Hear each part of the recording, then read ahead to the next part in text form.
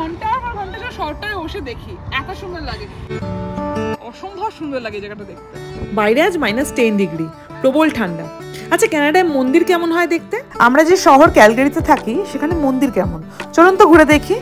আমি আজকে রয়েছে ইসকন টেম্পল এবং আরেকটা হিন্দু সোসাইটি অফ ক্যালগারি, মানে মন্দির, প্রপার মন্দির, মানে সব ধরনের ঠাকুর দেবতা সেখানে রয়েছে। তো সেখানে যাওয়াটা একটু কম হয়, কারণ একটু মানে দূরে, মানে আমাদের ক্যাবে করে যেতে হয় একটু দূরের জন্য। ইসকন টেম্পলটা আমাদের একদম হাতের কাছে, ফলে এই উইকেন্ড হলেই মাঝে মাঝে আমাদের একটুখানি ঠাকুরের কাছে এসে বসতে খুব ইচ্ছে করে।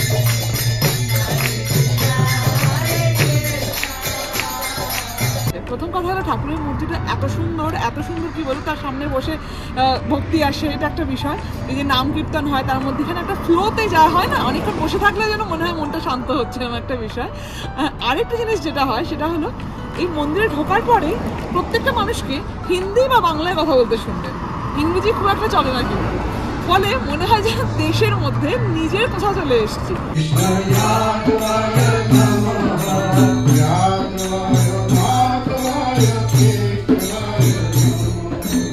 তো আজকে এসছি তার কারণ হলো আমরা অলরেডি বাবা এখানে চলে এসছে অনেকক্ষণ আগেই। বাবা এখন হাঁটতে হাঁটতে খুঁজে পেয়ে গেছে, তো হাঁটতে হাঁটতে একাই আসে রোজ।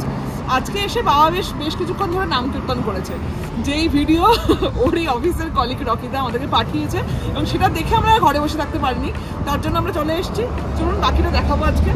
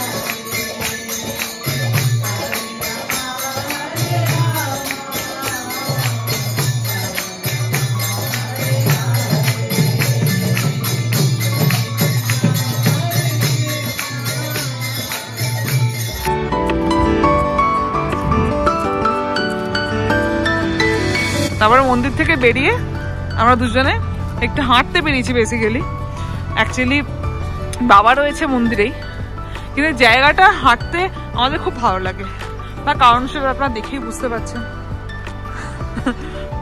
বাকিটা দেখাবো। অ্যাকচুয়ালি আজকে মানে প্রবল স্নোফল হওয়ার কথা ছিল, সেই স্নোফলটা সকালবেলা হয়েছে,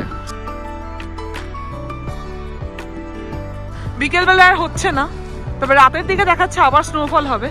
কিন্তু এই রাস্তাটা, এই যে দুদিকে স্নো জমে থাকে, সাদা পুরো একদম পাথরের মতো জমে থাকে, আর এই রাস্তাটা দিয়ে দেখতে খুবই ভালো লাগে।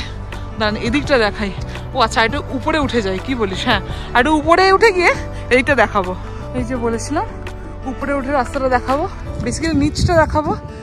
এই হলো নিচটা, ওইখানে দূরে শহরটা দেখা যায় রাস্তার ওপারে, যেটা আমার এত সুন্দর লাগে দেখতে, আমি কি বলবো। এইখানে এসে আমরা কিছুক্ষণ দাঁড়িয়েই থাকি, ওইদিকে তাকিয়ে জাস্ট দাঁড়িয়ে থাকি কিছুক্ষণ। এই যে একদম পুরো মাথা ঢেকে উঠছে, আর এখানে যত উপরে ওঠা যায় তত সুন্দর লাগে এই শহরটা দেখতে, স্বপ্নের মতো সুন্দর। দেখো, মন্দির থেকে একটু হাঁটলেই সুন্দর একটা পাড়ার মধ্যে দিয়ে আসতে হয় এই জায়গাটায়। এইটা হলো জায়গাটির নাম হলো ক্রেসেন্ট হাইট, যেখান থেকে ক্যালগারি শহরটাকে ভীষণ সুন্দর করে দেখা যায়। আমাদের ভীষণ পছন্দের জায়গা এই সিটটা, যেখানে আমরা সোয়েটার খুলে রেখেছি, এইখানে আমরা জন্য বসি এবং ঘন্টার পর ঘন্টা শহরটায় বসে দেখি, এত সুন্দর লাগে। এই আধো বরফে ঢাকা, আধো বরফ সরে গেছে, এবং এই জায়গাটা দেখতে এত সুন্দর লাগে কি বলবো। আমি নাচের জন্য ড্রেসটা খুলেছিলাম, মানে আমি সোয়েটারটা খুলেছিলাম নাচের জন্য, তো কথা জড়িয়ে যাচ্ছে এখন, এত ঠান্ডা বেসিক্যালি। তো ভাবলাম যে ঠিক আছে ব্লগে দেখাই, এটা আমার নতুন কুর্তি যেটা এসছে ইন্ডিয়া থেকে, তো সেটা পরে একটা ব্লগ করবো না হয় কখনো, যার কারণে সোয়েটারটা পরে ফেলি, চটাক করে পরে ফেলি। এটা বেসিক্যালি আমার -5 সোয়েটার। ও এবার আর কি ধরে প্রাণটা ফিরে এলো, কিন্তু ঠান্ডা এখনো পুরোপুরি কাটেনি। আর এটা হলো আমার বড়ই -5 সোয়েটার, ঠিক আছে? এটা এর উপর পড়তে হবে, নাহলে ঠান্ডা কাটার নয়।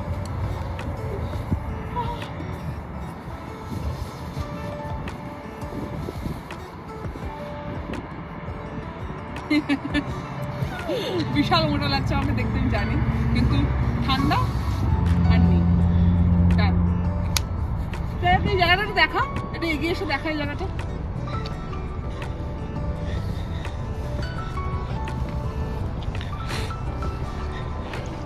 এই ঠিক সামনে দেখা যাচ্ছে রিভারটা, এটা হলো বো রিভার, যেটা কিছুটা জল রয়েছে, বাকিটা পুরো জমে রয়েছে।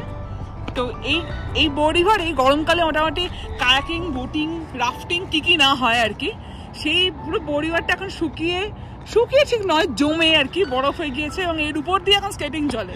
মানে অদ্ভুত প্রকৃতির দৃশ্য। মানে গরমকালে যেখান থেকে রাফটিং হয় সেখানে শীতকালে আবার ইয়ে হয়, স্কেটিং হয়।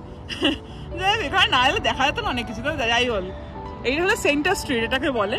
এই যে এই ব্রিজটা হলো সেন্টার স্ট্রিট, এটা দিয়ে হলো শহরের পুরো মধ্যিখানের রাস্তা, এখানে ঢুকছে।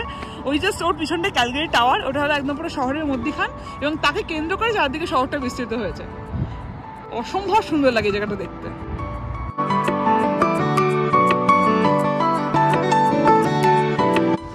সেই সুন্দর পাড়াটা, যেটার মধ্যে দিয়ে গিয়ে ওই ক্রেসেন্ট হাইটটা দেখা যায় বলেছিলাম, সেই সুন্দর পাড়াটা দেখাচ্ছে। অদ্ভুত সুন্দর সাজানো একটা পাড়া। এটা বেসিক্যালি বলা হয় ক্যালগারির সবচেয়ে নাকি পশ এরিয়া, মানে সবচেয়ে বড় লোকরা এখানেই থাকে, শুনেছি এটা। মানে এই সত্যতা নিয়ে আমি খুব একটা, মানে 99% আমি সত্যি জানি, মানে 100% বলতে পারছি না, কারণ এটা আমার ইনফরমেশনটা দেওয়া হলো আমার বরের। হ্যাঁ, এখানে সব বড় লোকেরা থাকে, দেখেই বোঝা যায়। ভুলভাল, যাই হোক, সামনে দাঁড়ানো গাড়িগুলো দেখলে আরো বোঝা যায়। That's true.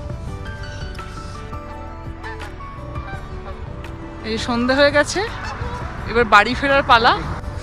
ও মা, ওই বাড়িটা কি সুন্দর দেখ সাজানো, ও মা কি সুন্দর সাজানো। যাই হোক, এই পাড়াটা হলো এইটা, যেখানে গাছগুলো পুরো শুকিয়ে রয়েছে এবং পুরো বরফ। এই গাছগুলোই পুরো নানা রং বেরঙের ফুল এবং গাছে সেজে ওঠে। ক্রস কর।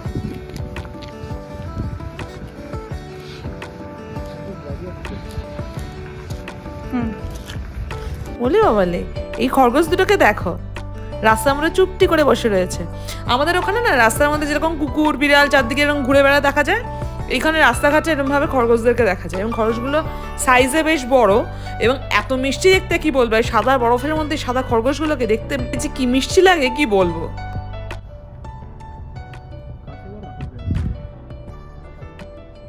আমরা দেব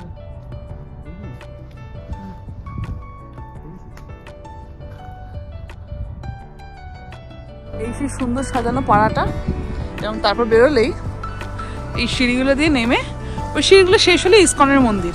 কিন্তু শহরটা এখানে এত সুন্দর দেখা যায়। তখন যখন গিয়েছিলাম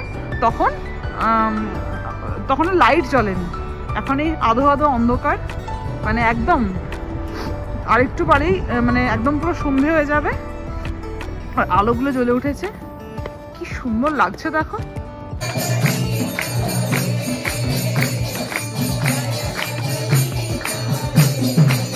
গিয়ে দেখি তখনও কীর্তন চলছে। তারপরে দেখি ভোগের লাইন শুরু হয়ে গিয়েছে, তো আমরাও টুক করে লাইনে দাঁড়িয়ে পড়লাম। এই ইসকনের মন্দিরে গেলে এটা একটা কিন্তু লোভের বিষয়, সেটা হলো রোজই সুন্দর সুন্দর ভোগ দেয়, এবং সেই ভোগগুলো এত সুন্দর করে বানানো হয়। রোজই কেউ না কেউ স্পন্সর করে এই ভোগ, এবং যারা স্পন্সর করে তারা মাঝে মাঝে রান্না করে, আর না হলে ইসকনের মেম্বাররাই রান্না করেন। আজকে 6 ঘন্টার টানা কীর্তন ছিল। এটা প্রতি মাসে একবার করে হয়, তো এই জন্য আজকে একটা স্পেশাল ভোগ। তো আজকে অনেক কিছু ছিল, ভাত, ডাল, কাবলি ছোলার তরকারি, পনিরের তরকারি, পায়েস, লুচি, চাটনি, অনেক কিছুই। সবারই সারা সপ্তাহ মোটামুটি কাজ থাকে, কাজের প্রেশার থাকে, আসা হয় না। তো উইকেন্ডের দিনগুলোতে বেশ লোক হয় এখানে, বেশ অন্যরকম কাটলো দিনটা। এবার বাড়ি ফেরার পালা। পরিবারের উপর একটা সুন্দর কালারফুল ব্রিজ, নিচে যে এতটা বরফ দেখা যাচ্ছে, দ্যাট ইজ বো রিভার, যে রিভারের জল জমে গিয়ে এই অবস্থা। এই ব্রিজটা দেখলেই আমার সেই কেমন হাওড়া ব্রিজের মতো মনে পড়ে যায়। গঙ্গা নদী, হাওড়া ব্রিজ, কলকাতায় চলে এসেছি, কতদিন কলকাতায় যাই না। বাট এই যে বাবা জ্ঞান দেওয়া শুরু করেছে, ছেলে বাবার গুরুতর বক্তব্য চলছে। হ্যাঁ, প্রত্যেকটা স্টেশনে একটু পরে পরে স্টিমারের স্টেশন, সেই জন্য এখানে অতটা দরকার। এখানে তো ব্রিজ ছাড়া তো হতে পারে সেই